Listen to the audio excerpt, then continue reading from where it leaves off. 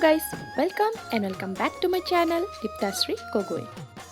আজি মই আপোনালোকৰ কাৰণে লৈ আহিছো অতি সহজ পদ্ধতিৰে নাৰিকল আৰু চাউলৰ গুড়িৰে বনোৱা এবিধ পিঠা। এই পিঠাবিধ আপুনি অতি কম সময়তে ঘৰতে বনাব পাৰিব আৰু বহুত বেছি পিঠাবিধ সফট আৰু বহুত বেছি সুস্বাদু হয়। তেনেহলে দেৰি নকৰি আজিৰ ভিডিওটো আমি ষ্টাৰ্ট কৰো বলক। প্ৰথমে মই চাখোৱা কাপটোৰ জোখেৰে 1.5 কাপৰ পিঠাগুড়ি লৈ লৈছো। এইখিনি মোৰ বাসমতি ৰাইচৰ পিঠাগুড়ি হয়, আপোনালোকে বেলেগো ব্যৱহাৰ কৰিব পাৰে। ইয়াৰ পিছত মই আধা কাপ চেনি মিক্স কৰিছো। অলপ নিমখ দিছো যাতে মিঠা আৰু নিমখীয়া দুইটা ফ্লেভাৰে আহে। অলপ বেকিং পাউডাৰ দি দিছো। আৰু যেহেতু মই আপোনালোকক কৈছিলো যে নাৰিকলৰ পিঠা বনাম, তেনেহলে ইয়াত নাৰিকল মেইন হয়। মই ইয়াত আধা ফাল ডাব নাৰিকল ৰুকি লৈছো। এতিয়া মই নাৰিকলখিনি ইয়াত মিক্স কৰি দিম।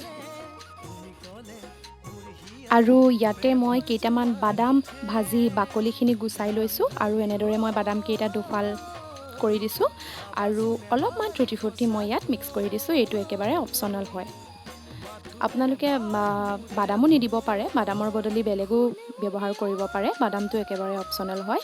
এতিয়া মই গোটেইখিনি ভালদৰে শুকানে মিহলাই ল'ম যাতে ভালদৰে গোটেইখিনি মিক্স হৈ যাব পাৰে।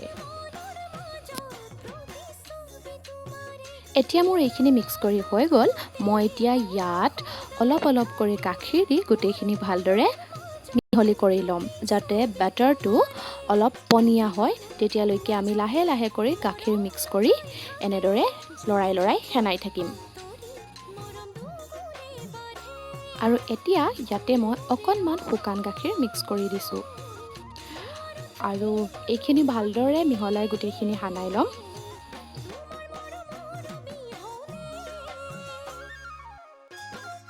এইখিনি আমাৰ বেটাৰখিনি ৰেডি হৈ গ'ল আৰু ইয়াতে মই অকণমান ঘি দি দিছো।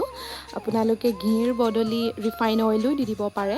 তাৰপিছত এইখিনিও ভালদৰে মিহলি কৰি ল'ম আৰু এইখিনি আমাৰ পাৰফেক্ট বেটাৰখিনি ৰেডি হৈ গ'ল। এতিয়া মই দুটা বাটি লৈ লৈছো আৰু ইয়াত অলপকৈ ৰিফাইন অইল দি বাটিটো চাৰিওফালে ভালদৰে সানি লৈছো যাতে পিছত পিঠাটো ইয়াত লাগি নধৰে।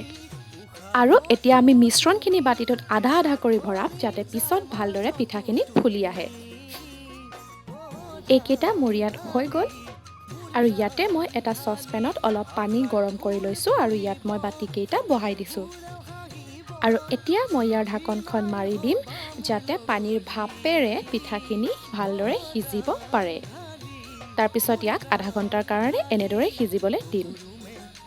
আৰু ফাইনেলি আমাৰ নাৰিকলৰ পিঠা ৰেডি হৈ গ'ল। ইয়াত মই ওপৰত অকণমান ডিজাইন দি দিছো আৰু দেখিছেনে ইমান ধুনীয়া হৈছে দেখিবলৈ। আৰু দুটা পিঠা আমি অলৰেডি খালোৱে। ওপৰত নাৰিকলকে ধুনীয়াকৈ নাৰিকলখিনি ওলাই আছে। তাৰপিছত আপোনালোকক কাটি দেখাইছো ভিতৰত সিজিছে নাই সিজা সেইটো চাবৰ কাৰণে। আৰু সঁচাকৈ বহুত ধুনীয়া হৈছিলে খাবৰ কাৰণে। আপোনালোকে যদি এনেদৰে নাই খোৱা তেনেহ'লে এবাৰ ট্ৰাই কৰি চাব। সঁচাকৈ বহুত বেছি সুস্বাদু হৈছিলে খাবৰ কাৰণে। চকচোন ভালদৰে গোটেই পিচটো ভালদৰে চক ভিতৰৰখিনি ইমান ধুনীয়াকৈ সিজি গৈছে, তলৰ ফালেও সিজি গৈছে ধুনীয়াকৈ। তেনেহ'লে আজিৰ ভিডিঅ'টো আপোনালোকৰ চাই কেনে লাগিল মোক জনাবলৈ নাপাহৰিব। যদি ভাল লাগিল তেনেহ'লে ভিডিঅ'টোত লাইক, কমেণ্ট আৰু শ্বেয়াৰ আৰু মোৰ চেনেলটো ছাবস্ক্ৰাইব কৰিবলৈ নাপাহৰিব। তেনেহ'লে আজিলৈ আহিছোঁ, বাই বাই।